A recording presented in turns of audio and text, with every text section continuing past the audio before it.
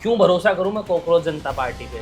आप शिक्षा पे बात कर रहे हो, आपके पीछे हो सकता है कोई फंडिंग हो केजरीवाल की, आम आदमी पार्टी की। हम तो बीजेपी वालों को भी बुला रहे हैं, कांग्रेस वालों को भी बुला रहे हैं, आम आदमी पार्टी वालों को भी बुला रहे हैं। भाई तुम्हारे बच्चों के भी तो पेपर लीक हो रहे हैं, तुम्हारे बच्चों का भी तो फ्यूचर इंपैक्ट हो रहा है। हम कोई मुद्दा उठाते हैं तो हमें हिंदू मुस्लिम में फंसा देते हैं, जाति में फंसा देते हैं, पाकिस्तानी बोलने लगते हैं, एंटी नेशनल बोलने लगते हैं। हमारा एजुकेशन सिस्टम जिसका पूरी तरह से भट्टा बैठ चुका है, जो पूरी तरह से बर्बाद हो चुकी है, उसके लिए सीधे तौर पर इस देश के शिक्षा मंत्री जी जिम्मेदार हैं। हमारे देश के न्यायाधीश हमें कॉकरोच कह रहे हैं। मतलब किस हाशिए पे हमें समझा जा रहा है कि हम लोग गटर में रहने वाले कॉकरोच हैं। इस देश में शिक्षा के नाम पे आज तक राजनीति ही नहीं हुई है, शिक्षा के नाम पे बात ही नहीं हुई है। झालावाड़ में स्कूल गिरा, छत गिर गई, बच्चे मर गए, तो शिक्षा की बात हो रही है। हम पीछे जाते जा रहे हैं, आगे बढ़ने की बात तो दूर है, बहुत दूर की बातें हैं वो तो। राजस्थान यूनिवर्सिटी में जा रहे हैं तो पढ़ाई नहीं हो रही है, टीचर्स हायर करने की जगह अब संविदा पे किसी को भी लगा दिया जा रहा है, टीचिंग एसोसिएट से उनको प्रोफेसर बना के पढ़ाया जा रहा है। अगर आप मान लीजिए कल को एक बड़ी इंडस्ट्री राजस्थान में आके लगा दे, जब आपके पास वर्कफोर्स ही नहीं होगी जो उस इंडस्ट्री में काम कर सके, जिसके पास वो स्किल हो वो काम करने का, तो इंडस्ट्री आगे यहाँ पे करेगी क्या? लोग नई जॉब्स क्रिएट कैसे करेंगे जब उनको कुछ करना ही नहीं आता हो? 15 जून को सोमवार को जयपुर भी आ रहे हैं। अच्छा, जयपुर में प्रोटेस्ट कर रहे हैं। जयपुर में बहुत बड़ी प्रोटेस्ट होने जा रही है। Rajasthan paper leak, exam fraud का सबसे बड़ा अड्डा है। सबको शहीद स्मारक पे पहुंचना है। ये आप लोगों की लड़ाई, और हम आपको सुनने आए हैं। जो हम हमेशा से शिकायत करते हैं ना कि हमारी सुनने वाला कोई नहीं है, अब ये आपका प्लेटफॉर्म है। वहाँ पे कोई नेता नहीं होगा, दीपके भी आएगा, मैं भी आऊँगा, हम वहाँ पे बैठ के आपको सुनने के लिए आए। 16 मई को उसने एक छोटी सी ट्वीट डाली, what if all cockroaches get together. वो ट्वीट एकदम से एक्सप्लोड हो गई। 2025 में 1219 बच्चों ने IIT JEE एडवांस्ड में सफलता हासिल कर सिर्फ सीकर ही नहीं, पूरे देश में रच दिया इतिहास। अगर आपका भी सपना है देश की टॉप IITs में पहुंचने का, तो जुड़िए मैट्रिक्स से और अपने सपनों को दीजिए उड़ान। कॉकरोच जनता पार्टी पूरा देश के अंदर फिलहाल में एक ही मुद्दा, और वो है कॉकरोच जनता पार्टी। क्या लोगों की उम्मीदों पर खरा उतरेगी या फिर इसके पीछे कोई और षड्यंत्र है? बहुत सारी बातें निकल के आई, लेकिन सोशल मीडिया पर ये एक पेज जैसा, या फिर बोल सकते हैं कि एक मुहिम जैसा क्रिएट तो हुआ। लोग कहे कि सोशल मीडिया तक सीमित रहेगा, थोड़े दिन बाद में गायब हो जाएगा, जैसे आज तक हुए भी हैं। लेकिन सबसे गौर करने वाली बात है कि ये पेज सिर्फ सोशल मीडिया तक सीमित नहीं रहा, ये ज़मीन पर भी उतरा, और ऐसा उतरा कि लोग भले ही कुछ भी बोले, लेकिन इसने अपनी जो मुद्दे वाली बात थी उसको दिल्ली में सभी को सुना दिया, और भारत के हर कोने तक भी सुना दिया। अब आज कॉकरोच जनता पार्टी क्या कुछ चाहती है, ज़मीन पर उतर तो चुकी है, लेकिन ज़मीन पर उतर कर हकीकत में उसका मुद्दा क्या है? क्या धर्मेंद्र प्रधान जो शिक्षा मंत्री हैं भारत के, उनका इस्तीफा इनका मेन मुद्दा है, या फिर भारत में शिक्षा की अलग जगाना इनका अहम मुद्दा है? इनके पीछे कोई फंडिंग चल रही है? तमाम सभी मुद्दों पर आज बात करेंगे कॉकरोच जनता पार्टी के प्रवक्ता आशुतोष जी से। नमस्ते, बहुत बहुत स्वागत है आपका। बहुत बहुत धन्यवाद बबलू भाई। बहुत सारे लोगों की हॉप बन चुकी है कॉकरोच जनता पार्टी, यूथ आपसे जुड़ा है। कैसा मानते हैं कि एक सोशल मीडिया पे पेज क्रिएट हुआ और उसके बाद में पब्लिक आपसे जुड़ती गई, बहुत कम टाइम में आज आप जो बड़ी पुरानी पार्टी हैं भारत में, उनसे भी ज़्यादा फॉलोवर आपके इंस्टाग्राम पे हैं। बिल्कुल। इस प्यार के लिए आप क्या कहेंगे, लोग आपसे जो जुड़े हैं उसके लिए? नहीं, बिल्कुल बबलू भाई, जिस तरह से एक मजाक से ये पूरे मूवमेंट की या प्लेटफॉर्म की शुरुआत हुई, जिसमें इस देश के युवाओं को कॉकरोच कहा गया, कहीं ना कहीं युवाओं की जो पीड़ा है, उनकी जो फ्रस्ट्रेशन है, और उनका जो एक तरह से कह सकते हैं ना डिसइल्यूजनमेंट है सिस्टम से, वो सारा का सारा आज एक प्लेटफॉर्म की तरफ बढ़ चुका है। और जिस तरह का प्यार और जिस तरह का समर्थन इस प्लेटफॉर्म को मिला है, कुछ लोग इसे पॉलिटिकल पार्टी समझते हैं, कुछ लोग इसे ऑर्गेनाइजेशन समझते हैं, कुछ लोग इसे मूवमेंट समझते हैं, लेकिन जिस तरह का प्यार इस प्लेटफॉर्म को मिला है, मुझे नहीं लगता कि भारत के इतिहास में किसी प्लेटफॉर्म को इतना प्यार युवाओं के द्वारा मिला गया है। क्योंकि कहीं ना कहीं युवाओं को अब एक उम्मीद दिख रही है, उनको एक दिख रहा है कि एक प्लेटफॉर्म अब फाइनली खड़ा हो गया है जो उनकी आवाज़ सुनेगा। जो हमारी इतने सालों से शिकायत रही है कि हमारी आवाज़ सुनने वाला कोई नहीं है। हम कोई मुद्दा उठाते हैं तो हमें हिंदू मुस्लिम में फंसा देते हैं, जाति में फंसा देते हैं, पाकिस्तानी बोलने लगते हैं, एंटी नेशनल बोलने लगते हैं। वो अब चेंज हो चुका है और वो चेंज कॉकरोच जनता पार्टी के फॉर्म में आकर खड़ा हुआ है और बहुत तेज़ी से जिस प्रकार का प्यार हमें मिल रहा है उससे हमें उम्मीद अब जग गई है कि फाइनली अब युवाओं को इस देश में इग्नोर नहीं किया जा सकता। आप युवाओं की बात कर रहे हैं, शिक्षा की बात कर रहे हैं। दिल्ली का प्रोटेस्ट हुआ, उसमें बहुत सारी बारीकियां देखने को मिली और कमियां भी बहुत सारी देखने को मिली। लोगों ने कहा कि शायद वहां पर अलग ही लेवल का माहौल, क्योंकि कुछ एक नारे जो बोल रहे हैं कि आरएसएस मुर्दाबाद की लगे, सोशल मीडिया पे ये चल रहा है। तो या फिर कुछ कह रहे हैं कि भाई वहाँ पर कुछ अलग से छवि क्रिएट की जा रही है, स्टेज पर ऐसे लोगों को रखा गया है, वो खुद की एक मतलब फैन फॉलोइंग तैयार करना चाह रही है सीजेपी। ऐसी सोशल मीडिया पर अलग अलग बातें चल रही हैं, इनके पीछे की क्या सच्चाई है? नहीं देखिए, सबसे पहले तो 6 जून 2026 को कोई माने ना माने लेकिन इस देश की राजनीति बदल चुकी है, क्योंकि पहली बार हुआ जब जिस युवा को इतना बोला गया कि ये लोग सिर्फ सोशल मीडिया पे बात करते हैं, सड़क पे नहीं उतर सकते हैं, फिर सड़क पे उतरेंगे तो शांतिपूर्वक प्रदर्शन नहीं कर सकते हैं, फिर शांतिपूर्वक प्रदर्शन करेंगे तो इसकी बी टीम है, उसकी सी टीम है, सारी की सारी चीज़ें उस दिन युवाओं ने एक झटके में साफ कर दी। तो सबसे पहले तो प्रोटेस्ट अपने आप में बहुत ही ज़्यादा सक्सेसफुल हुआ। कितने लोगों ने मुझे आके बोला कि पिछले कई सालों में, कई दशकों में इस प्रकार का एक शांतिपूर्वक प्रदर्शन नहीं देखा गया है। जहाँ तक बात है कि किसी ने कोई नारा लगाया, तो ऑब्वियसली जब आप इतनी बड़ी प्रोटेस्ट करते हैं तो कुछ फ्रिंज एलिमेंट्स आते हैं। कुछ राइट विंग के ग्रुप्स वहाँ पे थे, कुछ अलग अलग आइडियोलॉजीज के वहाँ पे ग्रुप्स थे जिनमें आपस में बहस भी हुई, उनमें नारेबाजी भी हुई, लेकिन ओवरऑल जो उस पूरे प्रदर्शन का वहाँ पे जो एटमॉस्फेयर था वो बहुत ही शानदार था, क्योंकि इतना जेन्युइन क्राउड वहाँ पे आया। युवा आए हैं, स्टूडेंट्स आए हैं जिन्होंने नीट का फर्स्ट अटेम्प्ट दिया था। कुछ स्टूडेंट्स नहीं आ पाए तो उनके माँ बाप वहाँ से आए। त्रिपुरा से एक लेडी आई थी कि मेरी बेटी ने नीट का फर्स्ट अटेम्प्ट दिया था, वो आ नहीं पाई है, लेकिन उनके लिए मैं आई हूँ। तो जिस तरह का जेन्युइन क्राउड वहाँ पे आया था, वो सब एक उम्मीद के साथ आए थे कि अब हमारी आवाज़ दबाई नहीं जा सकती है। इतने बड़े क्राउड में अगर छोटी मोटी घटनाएं हो रही हैं तो मेरे को लगता है कि उन्हें बिल्कुल से इग्नोर किया जाना चाहिए, क्योंकि वहाँ पर उस मूवमेंट का फोकस बहुत क्लियर है कि हमारा एजुकेशन सिस्टम, जिसका पूरी तरह से भट्टा बैठ चुका है, जो पूरी तरह से बर्बाद हो चुकी है, उसके लिए सीधे तौर पर इस देश के शिक्षा मंत्री जी जिम्मेदार हैं।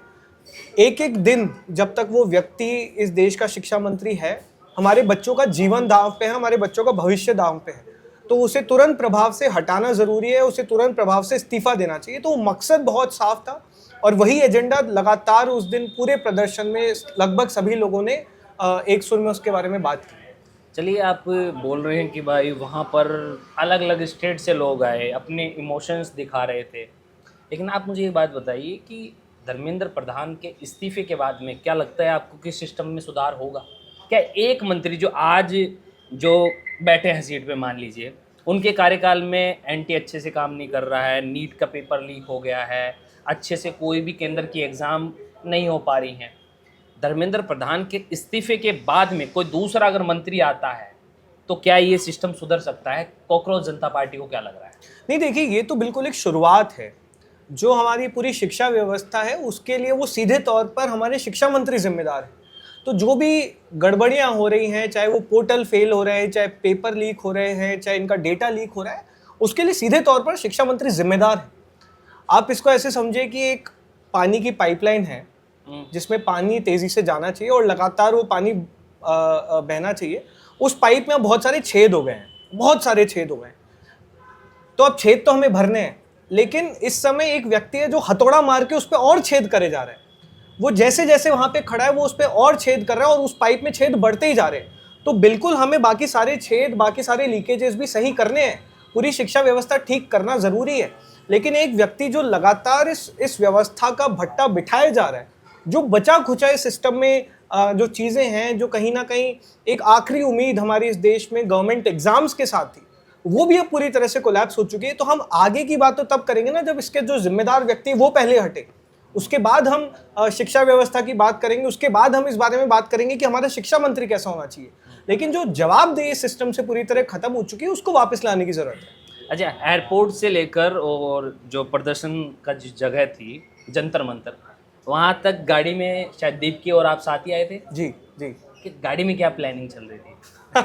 गाड़ी में मैं और दीप के सही बताऊं तो ये डिस्कस कर रहे थे कि आज हम लोग अरेस्ट होंगे, क्योंकि जिस तरह के हालात हैं सब लोगों ने देखे हैं पिछले कुछ सालों में, तो इस तरह के प्रदर्शनों को करने की इजाज़त दी नहीं जाती है।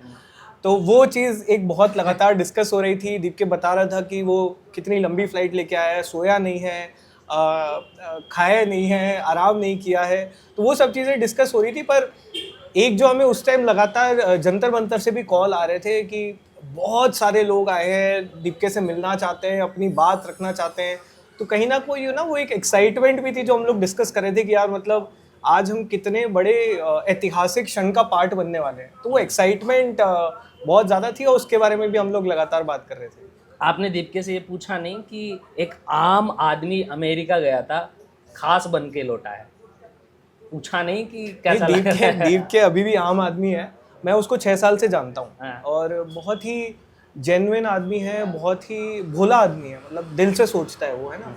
तो जब ये एक मजाक के तौर पर शुरू हुआ, इतना तेज़ी से बढ़ा, तो दीपके ने मतलब इसको एक पर्सनल लेवल पे एक बहुत बड़ी रिस्पॉन्सिबिलिटी के तौर पे लिया है। मेरी उससे बात हो रही थी जब उसने वो जो यूएस से इंडिया आने वाली बात कही थी, तो उससे पहले मेरी बात हो रही थी, तो उसने मेरे को मतलब हम डिस्कस कर रहे थे कि आना चाहिए इंडिया, नहीं आना चाहिए, तो वो ये बोल रहा था कि यार मतलब मैं लोगों से बात कर रहा हूँ कि शिक्षा व्यवस्था को बदलना होगा, तो कहीं ना कहीं मुझे एग्जाम्पल सेट करना होगा कि मैं सिस्टम से लड़ने के लिए तैयार हूँ। अब उस सिस्टम से लड़ने की कीमत भले ये हो कि भारत आएगा, उसको जेल हो जाएगी, उस पर अलग अलग टैग लगा देंगे, तो बोला यार वो बहुत छोटी कीमत है। अगर इस सिस्टम को बदलना है तो उसके लिए बहुत छोटी कीमत है।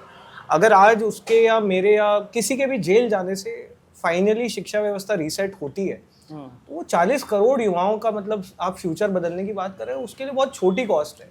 तो वो कहीं ना कहीं उसके दिमाग में थी और वो हमारे लिए बहुत ज़्यादा इंस्पिरेशनल बात है कि ये व्यक्ति अपनी जो पर्सनल लाइफ है, अपनी फ्रीडम छोड़ने के लिए तैयार है। वो मुझे बता रहा था कि ब्रिटिश एयरवेज की फ्लाइट से आया था, तो बता रहा था कि मतलब उसमें ना सामने वो स्क्रीन पे लिखा आता है ना 8 minutes to go 7 minutes to land, जो लैंड करने का। हाँ। तो बोलता है कि जब वो लास्ट के 8-10 मिनट बच रहे थे ना, तो मुझे लग रहा था कि ये आखिरी आज़ादी के आखिरी 8-9 मिनट है मेरे जीवन में। तुरंत एयरपोर्ट पे आते गिरफ्तार हो वो जाऊं, ये ऐसा फील हो रहा वो था। ये मान के बैठा था कि उसे अरेस्ट किया जाएगा। तो मेरे को बोल रहा था कि यार जेन्युइनली ऐसा लग रहा था कि आखिरी मिनट बचे मेरे जीवन की आज़ादी के। फिर भी ये जानते हुए भी वो इतनी बड़ी रिस्क लेके आया, तो ये हमारे लिए बहुत इंस्पायरिंग बात है कि यार हमारा जो लीडर है, हमारा हीरो है, जो जिसने पूरा मूवमेंट स्टार्ट किया, he is ready to take the risk. वो लड़ने के लिए तैयार है, तो हमें भी लड़ना है। और वही चीज़ कहीं ना कहीं काफ़ी लोगों को इंस्पायर की है कि बंदा यूएस से आके लड़ रहा है, तो हम भी क्यों नहीं जाएं। और वही कारण है कि आज ये मूवमेंट इतना तेज़ी से आगे बढ़ रहा है। आपको कुछ मतलब इस पेज के पीछे की कहानी पता चली? मजाक में मतलब सीजीआई ने बोला और उसके बाद में मजाक में पेज को क्रिएट किया गया था, या फिर सीरियसली कि कॉकरोच ही बन के करना है कुछ? नहीं, देखिए मेरे को डिस्टिंक्टली याद है, क्योंकि ये पेज शुरू होने के 4-5 दिन पहले मेरी दीपके से बात हुई थी। वो मास्टर्स उसके जस्ट ख़त्म हुए थे, पॉलिटिकल रिलेशंस में उसके मास्टर्स थे। तो हमारी बात हो रही थी कि यार जॉब वॉब का सीन देखना पड़ेगा, लोन है, थोड़ा सा पहले जॉब का मैं फिगर आउट करता हूँ। तो हम बात कर रहे थे क्योंकि मेरे भी मास्टर्स उसी फील्ड में हैं। उसके बाद 16 मई को उसने एक छोटी सी ट्वीट डाली, what if all cockroaches get together.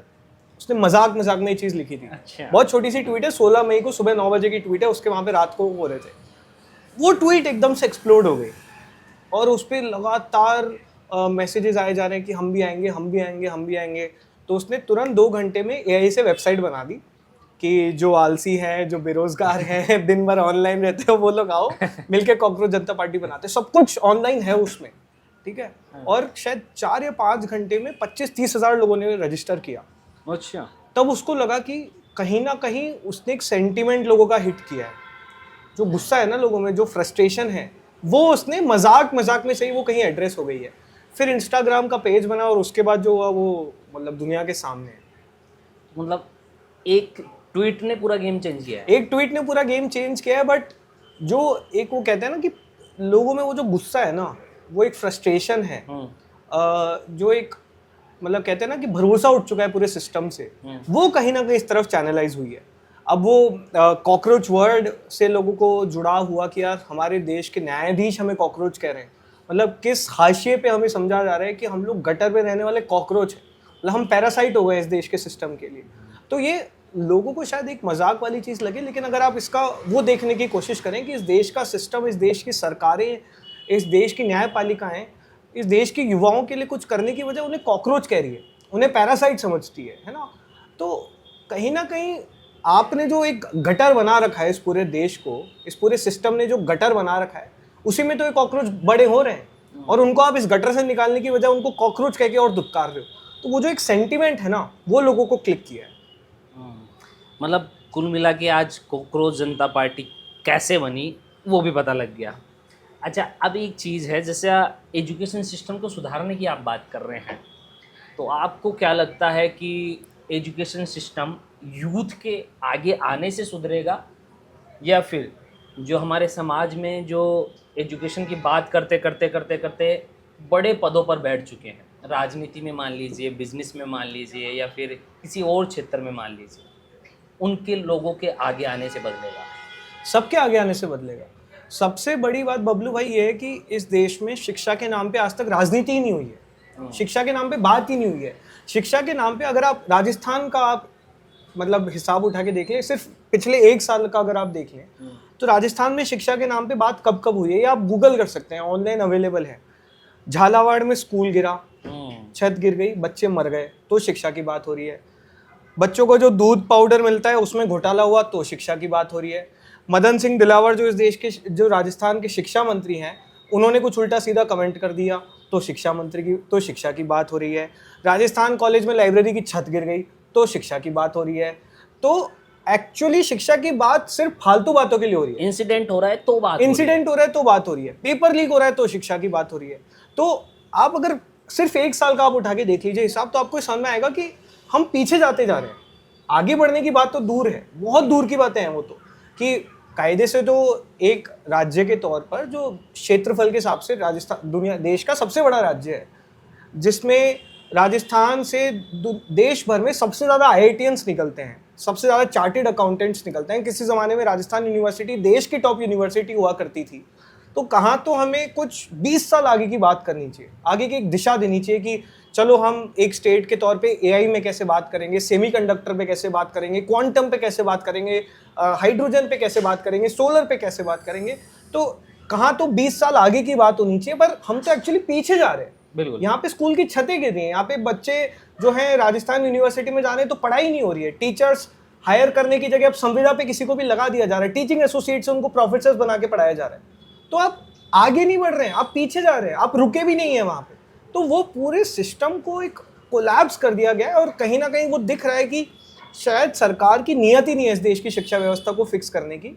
उसकी लड़ाई है कि पहले हम आगे बढ़ने की बात पहले सोचेंगे, पहले पीछे जाना है। तो गाड़ी के जो ब्रेक फेल हो गए हैं, जो पीछे नीचे गिरती जा रही है, खाई में जाके गिरने वाली है, पहले उसको रोकना ज़रूरी है।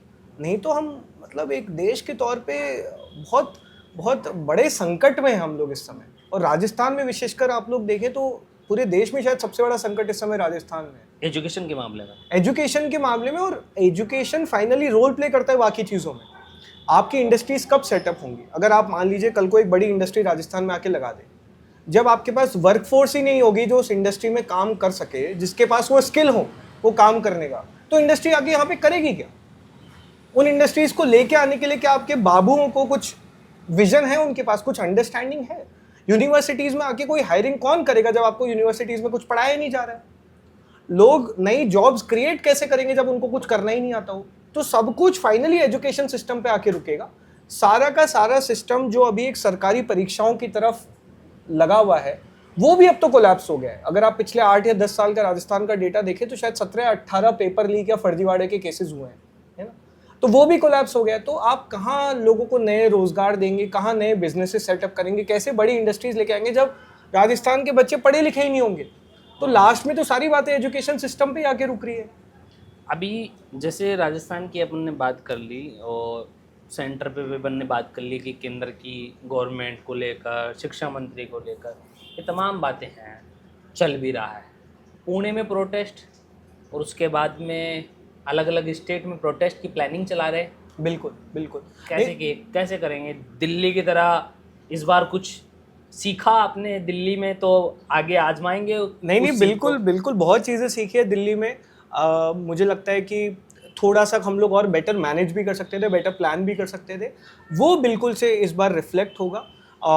ऑलरेडी क्योंकि देखिए काफ़ी सारे देश भर से जिस तरह के मैसेजेस आ रहे हैं, मतलब मैं आपको बता नहीं सकता हूँ, मुझे पर्सनल अकाउंट पे मेरे इस समय लगभग 1100-1200 अनरेड मैसेजेस पड़े हुए हैं। मैं रोज़ 200-300 मैसेजेस क्लियर करता हूँ, फिर 200-300 मैसेजेस आते हैं, और वो मतलब कहानियाँ हैं बच्चों की कि भैया आप मेरे कॉलेज में ये सिचुएशन देखो, भैया मेरी बहन ने नीट का एग्ज़ाम दिया था, भैया वो थेरेपी ले रही है ना, कि भैया मैं खुद कोचिंग देके पढ़ाई कर रही हूँ, भैया मेरे पास पैसे नहीं। मतलब इतनी कहानियाँ, इतने एक्सपीरियंसेस हैं लोगों के, इतने दुख हैं पूरे देश भर के बच्चों के हैं। तो अब उसमें से कई लोग दिल्ली आए थे, पर कई लोग नहीं आ सकते हैं, लॉजिस्टिकली पॉसिबल नहीं।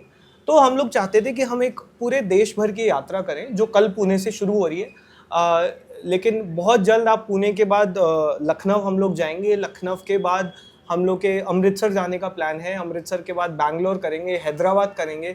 15 जून को सोमवार को जयपुर भी आ रहे हैं। अच्छा, जयपुर में प्रोटेस्ट कर रहे हैं? जयपुर में बहुत बड़ी प्रोटेस्ट होने जा रही है। मेरे को कहा, जितना मुझे समझ में आ रहा है, जिस तरह का रिस्पॉन्स अभी 2 घंटे पहले हम लोगों ने न्यूज़ डाली है, और जिस तरह का रिस्पॉन्स आ रहा है, मुझे लगता है कि कई सालों में जयपुर में इस तरह की प्रोटेस्ट नहीं हुई है जो 15 जून को जयपुर देखेगा। कॉकरोच जनता पार्टी का प्रोटेस्ट है 15 जून को, ये अनाउंसमेंट आपको देखने को मिल रहा है। और साथ ही साथ जो 15 तारीख का अनाउंसमेंट है, इसके पीछे जयपुर में प्रोटेस्ट करने के क्या मायने मानते हैं? देखिए, Rajasthan paper leak, exam fraud का सबसे बड़ा अड्डा है। आप डेटा उठा के देख लीजिए, शायद देश में पहले या दूसरे नंबर पे आता है राजस्थान। अगर मैं पिछले 10 साल का डेटा देखूं, सबसे ज़्यादा पेपर फ्रॉड, पेपर लीक के केसेस कहाँ हुए हैं। बेरोज़गारी दर के मामले में राजस्थान दूसरे या तीसरे नंबर पे आता है।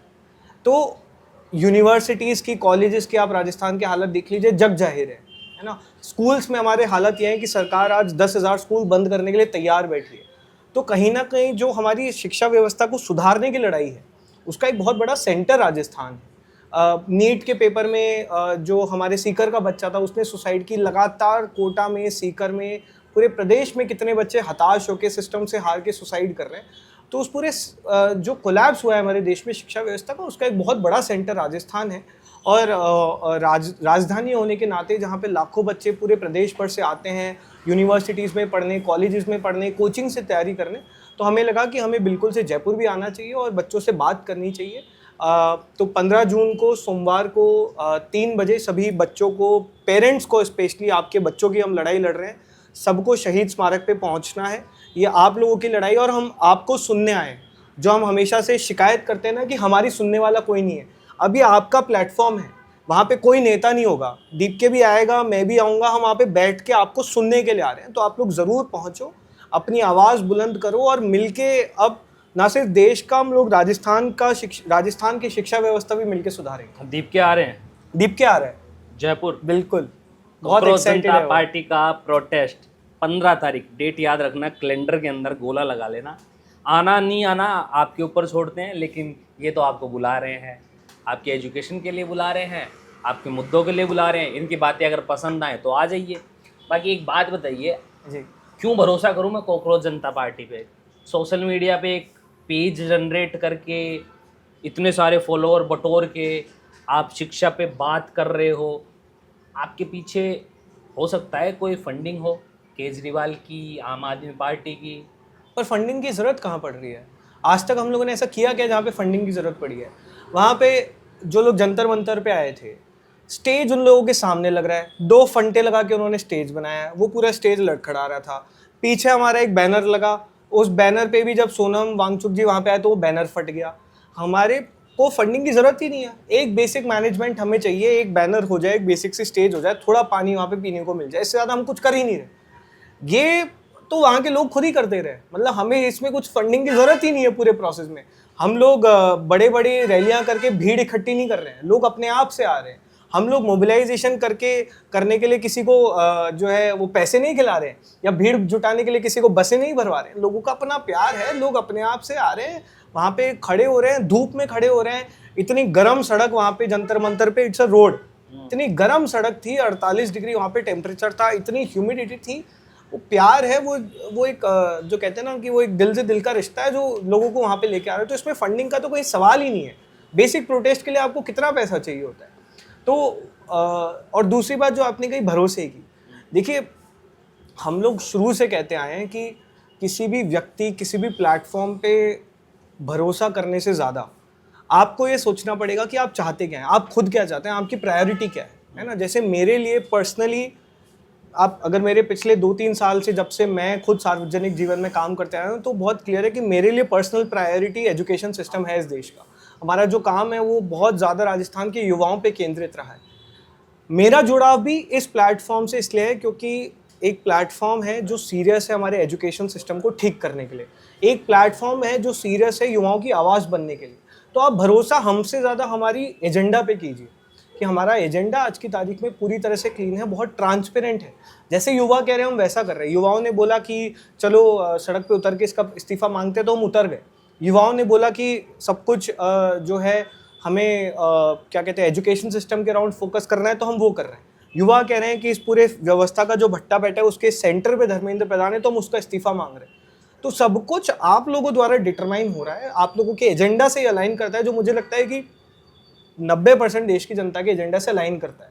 वहाँ पे जब मैं प्रोटेस्ट में खड़ा था तो मेरे बगल में, बाद में मैंने शाम को ट्विटर पे देखा कि किसी ने मेरे बगल में किसी व्यक्ति की फोटो डाल रखी थी जो उस टाइम मेरे वहीं पे खड़े थे और उसको सर्कल करके लिखा था किसी ने कि ये बीजेपी का व्यक्ति है। तो हम तो सबका स्वागत कर रहे हैं, हम तो बीजेपी वालों को भी बुला रहे हैं, कांग्रेस वालों को भी बुला रहे हैं, आम आदमी पार्टी वालों को भी बुला रहे हैं। भाई तुम्हारे बच्चों के भी तो पेपर लीक हो रहे हैं, तुम्हारे बच्चों का भी तो फ्यूचर इम्पैक्ट हो रहा है। सभी का तो बच्चे कभी अपनी पॉलिटिकल पार्टी, अपने पॉलिटिकल एफिलिएशन से आगे उठ के हमें सोचना पड़ेगा। हम किसी राजनीति, किसी धर्म, किसी जाति के होने से पहले एक भारतीय हैं, है ना। कहीं ना कहीं हमारे देश के युवा कोई भी पॉलिटिकल पार्टी से हो, धर्म से हो, जाति से हो, स्टेट से हो, फर्क नहीं पड़ता। आज की डेट में एजुकेशन सिस्टम अगर कोलैप्स हुआ है और आपको अगर उससे फर्क पड़ता है तो आपको इस प्लेटफॉर्म पे आगे जुड़ना चाहिए। इससे ज़्यादा कुछ नहीं, इससे कम कुछ नहीं। कॉकरोच जनता पार्टी का उमर खालिद से क्या संबंध है? कोई संबंध नहीं है। सबसे जितने भी इस देश के भारतीय हैं, क्या मानते हो उमर खालिद के लिए? देखिए अभी इस देश में cockroach Janata party as a platform बहुत क्लियर एजेंडा पे फोकस्ड है, एजुकेशन सिस्टम को रीसेट करने पे, हमारे देश की शिक्षा व्यवस्था को सुधारने पे और धर्मेंद्र प्रधान के इस्तीफे पे। बहुत सारे मुद्दे हैं इस देश पे जिन पे बिल्कुल बात होनी चाहिए, है ना।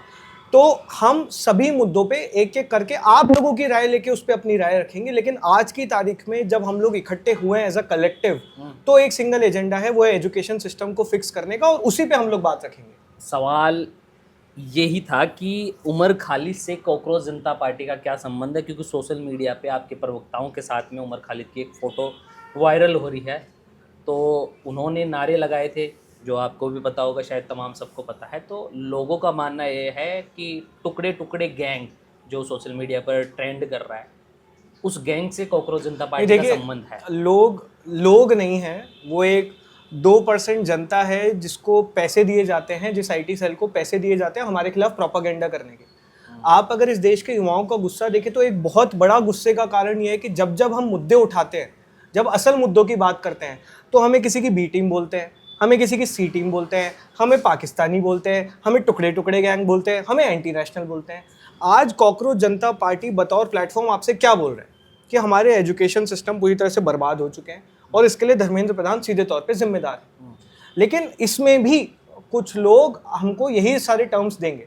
जब वो लोग 17 साल के वेदांत श्रीवास्तव को, जिसने सिर्फ CBSE के लिए ये ट्वीट डाला कि आपने जो OSM पोर्टल पे मेरी फिजिक्स की आंसर शीट डाली है वो किसी और बच्चे की है, तो इनका पूरा सिस्टम लग गया उसको पाकिस्तानी बोलने में। जब 17 साल के बच्चे को ये लोग पाकिस्तानी बोल रहे हैं तो फिर हमको भी बोले, हमको जो बोलना है बोले। हमें जेल भेजना, हमको जेल भेज दे, हमें टुकड़े टुकड़े gang, anti national, Pakistani, B team, C team, जो बोलना है बोलो। लेकिन अगर आप एजुकेशन सिस्टम को फिक्स करने की जो हमारी लड़ाई है उसमें हमारे साथ हो तो हमारे साथ हो। सिर्फ और सिर्फ यही एजेंडा है, सिर्फ और सिर्फ यही गोल है। कहाँ राजनीति में जाने का प्लान है कॉकरोच जनता पार्टी देखिए का? 15 दिन पुराना आंदोलन है। आप लोगों ने तो ट्विटर पे देखा है सब कुछ। 16 मई की दीप्ति की ट्वीट है, 1 या 2 जून को उसने डाला था कि वो इंडिया आ रहे हैं। 1 या 2 जून या शायद 30-31 मई के आसपास डाला था।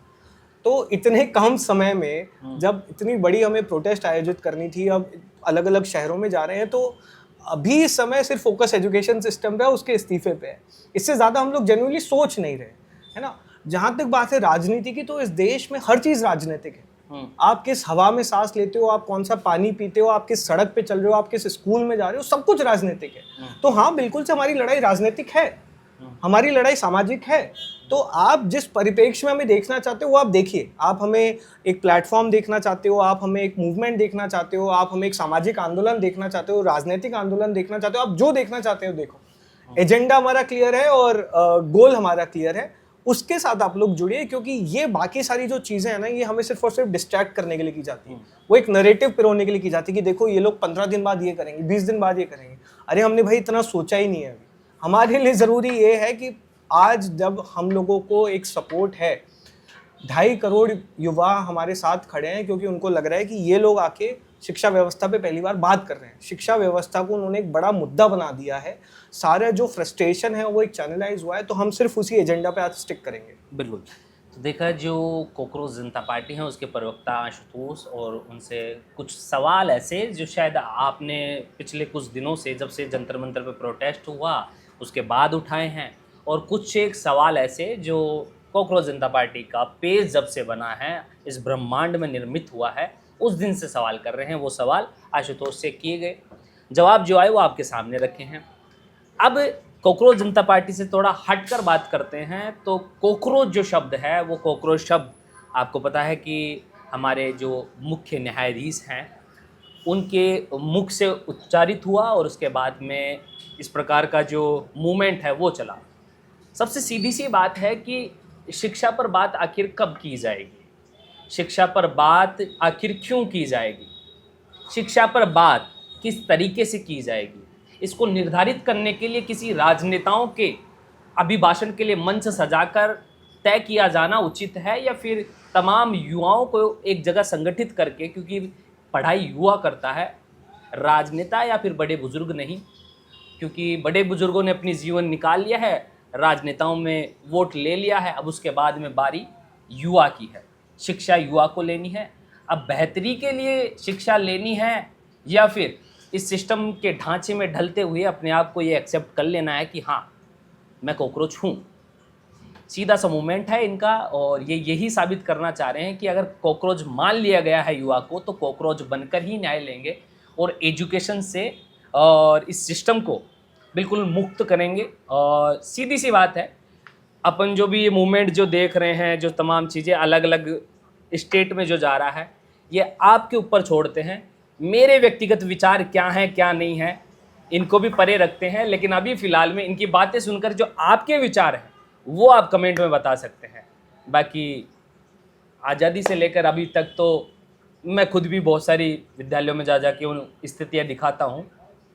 इनसे परे हटकर बता रहा हूँ कि शिक्षा की स्थिति नाजुक है, और शायद मुझे ऐसा लगता है कि मेरे बच्चा जब तक होगा, मैं जब पिता बनूंगा, तब अगर ऐसा ही शिक्षा का हालात रहे तो मुझे लगता है कि मैं सबसे बड़ा शर्मिंदा हूँगा अपने बेटे की आंखों से आंख मिलाते समय कि बेटा मैं तेरा गुनहगार हूँ, क्योंकि मैं उस दिन अगर नहीं बोलता और या फिर मैं बोल जाता तो तुझे आज बेहतर शिक्षा मिलती, और जिस टैक्स से मैं ये विद्यालय निर्माण करवा रहा हूँ वहाँ पर तुझे सुविधाएं मिलती। लेकिन मैं उस दिन गूंगा बना रहा, और इस गूंगेपने ने इस समाज को लूट लिया। तो शायद ये जो शर्मिंदगी है ये मुझे फील ना हो, या फिर आपको फील ना हो। अपने बच्चों से आप प्राउडली बोल सके कि हाँ मैंने तेरे हक की लड़ाई लड़ के आया हूँ। तमाम चीज़ें आपके ऊपर छोड़ता हूँ। बाकी आप मुझे सुन रहे हैं झलकों पे। नाम मेरा बबलू है, कैमरे के पीछे मेरा भाई निशांत है। धन्यवाद, Ram Ram. Thank you so much, thank you so much. Jhalko